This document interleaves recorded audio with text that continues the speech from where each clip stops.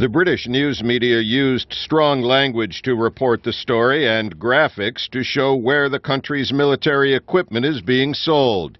It seemed embarrassing, but it was not surprising to experts like War Studies Research Associate Jack MacDonald of London's King's College. The problem that the UK finds itself in is the same one which any arms exporting country finds itself in, which is that the biggest buyers tend to have different or human rights records that we would consider fall short of our own standards.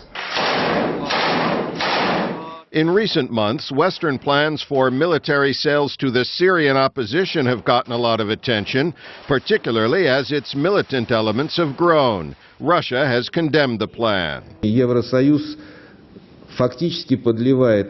European Union, in fact, is pouring more fuel on the fire of this conflict and damaging the prospects for convening a peace conference. At the same time, Russian sales of anti-aircraft missiles to the Syrian government have drawn criticism from the West and from Israel's deputy foreign minister during a visit to Moscow. Israel is expressing a grave concern about prospects of such deliveries. We ask for deliveries to be suspended until the situation stabilizes.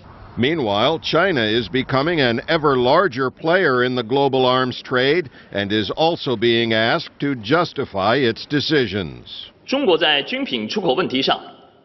the issue of arms exports, China has always taken a responsible and prudent attitude, adhering to UN Security Council resolutions and international law.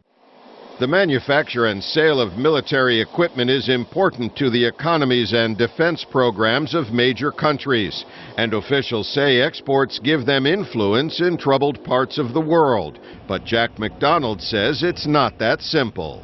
Although selling arms to these countries gives us some leverage with them, I don't think it's axiomatic that they're going to change their human rights records or accept our version of what human rights are.